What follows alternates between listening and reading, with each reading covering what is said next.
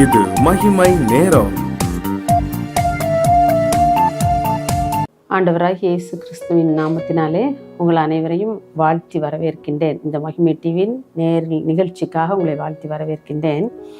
இந்த வாரம் முழுவதுமாக நாம் தியானிக்க இருக்கின்ற பொருள் அல்லது தலைப்பு என்ன தெரியுமா? முடியாது.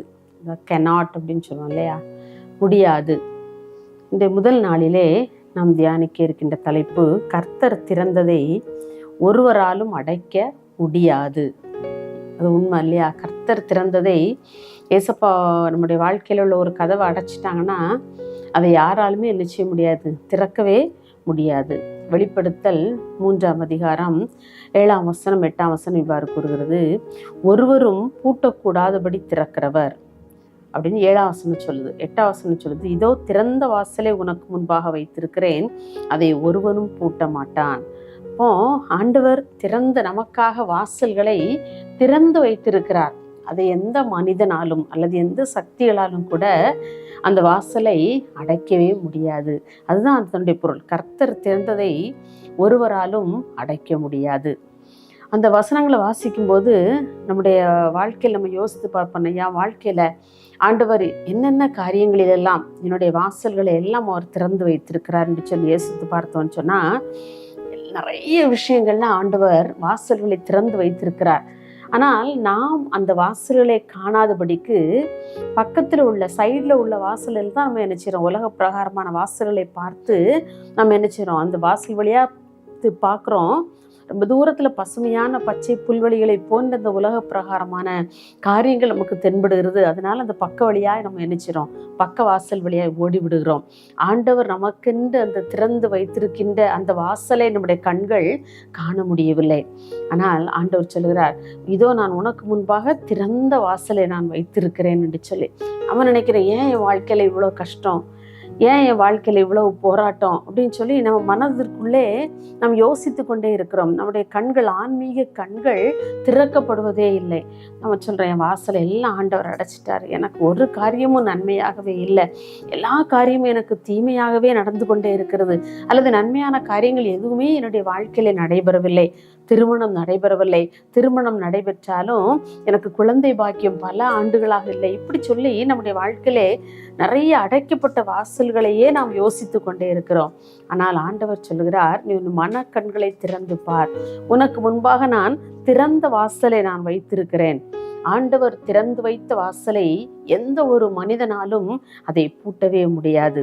இதை நாம் முதலாவது விசுவாசிக்க வேண்டும். ஆண்டவர் எனக்கு முன்பாக திறந்த வாசலை வைத்திருக்கிறார் என்கிற அந்த வாக்கியத்தை நாம் விசுவாசிக்க வேண்டும். தாவீதினுடைய இளமை பருவ காலத்தை நாம் எடுத்துக்கொண்டோம் என்று சொன்னால், அவனுடைய வாசல்கள் எல்லாம், கதவுகள் எல்லாம் அடைக்கப்பட்டது போன்ற ஒரு நிலைமை. ஏனென்று சொன்னால், அவனுடைய தகப்பன் அவனை ஆடு மேய்க்கிறதுக்கு, அவன் தான் கடைசி மகன். எல்லா குமாரர்கள் எல்லாம் விட்டு விட்டு பாருங்க, அந்த கடைசி மகனை ஆடு மேய்க்கிறதுக்கு வனாந்திரத்திற்கு அனுப்புகின்றான். சரி, வனாந்திரத்திற்கு அனுப்பிவிட்டான். அப்போ சாமுவேல் தீர்க்கதரிசி ஆண்டவர் அனுப்புகின்றார், நீ ஈசாயின் குமாரரில் ஒருவனை எனக்காக அபிஷேகம் பண்ணு என்று சொல்லி. அப்போ சாமுவேல் தீர்க்கதரிசி வருகிறார். அப்போ அங்கே பார்க்கும்போது பார்த்தீங்கன்னா, ஒவ்வொருத்தரையா அந்த தாவீதினுடைய தகப்பன் ஈசாய் கடந்து போக சொல்லுகிறான். அப்போ ஒருத்தரையும் கர்த்தர் செலக்ட் பண்ணவே இல்லை. அப்போ சாமுவேலுக்கு ஆச்சரியமாக இருந்தது, ஏன் ஆண்டவர் நான் ஈசாயின் குமாரர்கள் ஒருவன் அபிஷேகம் பண்ண போறேன்னு சொன்னாரு, அப்போ எல்லாரும் கடந்து போறாங்க, யாரையுமே ஆண்டவர் செலக்ட் பண்ணலையே அப்படின்னு கேட்டோன்னே சாமுவேல் தீர்க்கதரிசி கேட்கிறாரு அவங்க அப்பாட்ட, தாவீது அப்பாட்ட, உனக்கு இன்னும் குமாரர்கள் இருக்கிறார்களா? ஆமா. அப்புறம் தான் அவனுக்கு ஞாபகம் வருது பாருங்க, ஆமா, இன்னும் ஒரு எல்லாத்துக்கும் கடைசியா ஒரு பையன் இருக்கிறான் அப்படிங்கிற ஞாபகம் அப்பதான் அவனுடைய தகப்பனுக்கு வருது. அப்போ அந்த நேரத்தில் கூட தாவீதுக்கு நினச்சி பார்த்தேன்னா, இப்படி ஒரு சம்பவம் நம்முடைய வாழ்க்கையில் நடைபெற்றிருந்தா நம்ம உடனே பேரண்ட்ஸ்ட்டு என்ன போடுவோம்? சண்டை போட்டிருப்போம்ல, உங்களுக்கு மறந்தே போச்சு, ஏன் என்னை மட்டும் ஆடு மேய்க்க வனாந்திரத்துக்கு அனுப்புறீங்க, நான் கடைசி பையன்லாம், வயசில் குறைஞ்ச பையனே, சரி அப்படியே நீங்கள் அனுப்பிட்டீங்க, இப்போ இப்படி ஆண்டவரால் அபிஷேகம் பண்ணப்படுகின்ற வேலை வரும்போது நீங்கள் என்னை மட்டும் மறந்துட்டீங்களப்பா அப்படின்னு சொல்லி நம்மலாம் சண்டை போட்டிருப்போம். ஆனால் தாவீது சண்டையை போடலை. தாவீதுடைய வாழ்க்கையில் ஆண்டவர் வாசலை திறந்து வைத்திருந்தார். அப்படியே என்ன தாவீதை அபிஷேகம் பண்ணுகிறார் சாமுவேல் தீர்க்கதரிசி. அது மாத்திரம் இல்லை, அப்படியே போர் முனைக்கு போகிறான். அங்க கூட அவங்களுடைய சகோதரர்கள்லாம் என்ன சொல்றாங்க அவனை பார்த்து, எனக்கு தெரியும் நீ எதுக்கு வந்துடும், உன் இருதயத்தின் அகங்காரத்தை நான் அறிவேன் என்று சொல்லி அவனுடைய அண்ணன் பேசுறான்.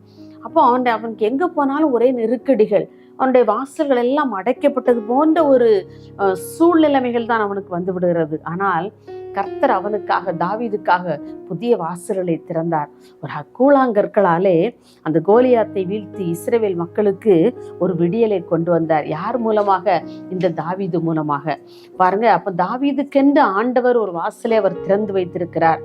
நாம கூட நம்ம நினைச்சு பார்க்கணும், நம்ம வாழ்க்கையில பல காரியங்கள் தோல்வியாக முடிந்தாலும், எதிரடையாக நடந்தாலும், ஆண்டவர் எனக்கென்று ஒரு வாசலை வைத்திருக்கிறார். என்னுடைய வாழ்க்கை, நானும் பிஎட் முடித்து அநேக ஆண்டுகள் காத்திருந்த பின்னர் தான் ஆண்டவர் எனக்கு கொண்டு ஒரு புதிய வாசலை திறந்து ஒரு அரசு பள்ளியிலே வேலை பார்க்க முடியாது ஆண்டவர் கிருபை தந்தார். பாருங்க, அவருக்கு தெரியும் என் பிள்ளைக்கு நான் எப்போ என்ன காரியங்களை செய்ய வேண்டும், நான் எப்போது வாசலை திறந்து வைக்க வேண்டும், என் பிள்ளை எப்போது என்னுடைய வாசலுக்குள் வந்து நுழைவாள் என்று சொல்லி ஆண்டவர் ஆவலோடு காத்து கொண்டிருக்கிறார். ஆகவே நான் நம்முடைய வாழ்க்கையிலே சோர்ந்து போகாமல், நம் ஆண்டவர் நமக்கென்று திறந்து வைத்திருக்கிற அந்த வாசலை கண்டு நாம் அதற்குள்ளே ஓடி நம்முடைய வாழ்க்கையிலே நாம் நல்ல நன்மையான காரியங்களை நாம் பெற்றுக்கொள்வோம். அவர் அந்த திறந்த வாசலை நமக்கென்று நியமித்திருக்கும் போது அந்த வாசலை அல்லது அந்த ஆசீர்வாதங்களை எந்த ஒரு மனிதனாலும் அல்லது எந்த ஒரு சக்திகளாலும் அந்த நம்முடைய ஆசீர்வாதத்தை பறித்து கொள்ளவே முடியாது. நம்முடைய வாழ்க்கையிலே அவர் கையிலே நம்ம அர்ப்பணிப்போம். நம்ம வாழ்க்கையை முழுவதுமாக நம்ம ஆண்டோடைய கரத்திலே கொடுப்போம். அவர் நமக்காக திறந்து வைத்திருக்கின்ற அந்த வாசல் வழியாய் நாம் உட்பிரவேசித்து உள்ளும் புறம்புமான நல்ல ஒரு மேய்ச்சலை கண்டடைவதற்காக ஆண்டவர் நம்மை வழிநடத்த அவர் சித்தமாயிருக்கிறார். அவர் சொல்லுகிறார், நானே நல்ல மேய்ப்பன், நீங்க வாங்க, ஆடுகளாகி நீங்கள் என்னிடத்திலே வாங்க, நான் தான் உங்களுடைய நல்ல மேய்ப்பனா இருக்கிறேன். ஒரு நல்ல மேய்ப்பன் என்ன செய்வான், தன்னுடைய ஆடுகளுக்கு எந்த இடத்துல நல்ல உணவு கிடைக்கும் என்று சொல்லி அவன் தேடி அந்த ஆடுகளை அங்கே வழிநடத்துவான் இல்லையா. எந்த இடத்துல தண்ணீர் இருக்கும் ஆடுகளுக்கு அங்கே சென்று தண்ணீர் காட்டுவான். அப்படிப்பட்ட ஒரு நல்ல மேய்ப்பனாக நம்முடைய வாழ்க்கையில ஆண்டவர் வாசலை திறந்து வைத்து கொண்டிருக்கின்றார்.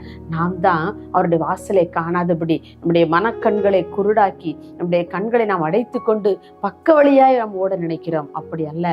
நாம் ஆண்டவர் எனக்கென்று திறந்து வைத்திருக்கின்ற வாசலை ஒரு மனிதனும் பூட்ட முடியாது என்கிற விசுவாசத்தோடு நம்ம அவருடைய சமூகத்துக்கு வருவோமா? மகா இரக்கம் கிருபை நிறைந்த அன்புலே சாமி, இந்த அருமையான நல்ல காலை வேளைக்காக, இந்த முதல் நாளுக்காக உமக்கு நாங்கள் நன்றி செலுத்தினோம்ப்பா. ஆண்டவரே, இந்த நாளில் கூட நாங்கள் சிந்திக்கிறோம் அப்பா. ஆண்டவரே, கர்த்தர் திறந்த வாசலை ஒரு மனிதராலும் பூட்டாது. ஆமாம் ஆண்டவரே, ஒருவராலும் பூட்ட முடியாதப்பா. நீங்கள் அதை எங்களுடைய வாழ்க்கையில தெளிவாக புரிந்து கொள்ளும்படியான கிருபை தந்தீங்க. அதற்காக உமக்கு நன்றி செலுத்துகிறோம். எத்தனையோ பிள்ளைகளுடைய வாழ்க்கையிலே கதவுகள் அடைக்கப்பட்டதை போன்ற ஆண்டவரே ஒரு சூழ்நிலைகள் அவருடைய வாழ்க்கையிலே காணப்பட்டாலும், என் கர்த்தர் எல்லா கதவுகளையும் பிள்ளைகளுக்கு திறந்து, ஆண்டவரே, மனிதர்கள் அடைத்த கதவுகள் எல்லாவற்றையும் திறக்க உம்மால் முடியும். ஆண்டவரே, நீர் பிள்ளைகளுக்கு என்று திறந்த வாசலை கொடுத்து அப்பா, உள்ளும் புறமுமான நல்ல மேய்ச்சலை கண்டடைத்தக்கதான கிருபைகளை கர்த்தர் கொடுக்கும்படியே ஜெபிக்கிறோம். நீரே நல்ல மேய்ப்பன். ஆண்டவரே, ஆடுகளாகி நாங்கள் நீர் எங்களுக்கென்று திறந்து வைத்திருக்கிற பாதையிலே நாங்கள் ஓட கர்த்தர்களுக்கு கிருபை தரும்படியே ஜெபிக்கிறோம். உடைய கரத்திலே தாழ்த்தி தருகிறோம். இயேசுவின் நாமத்தில் கேட்கிறோம் பிதாவே, ஆமேன்.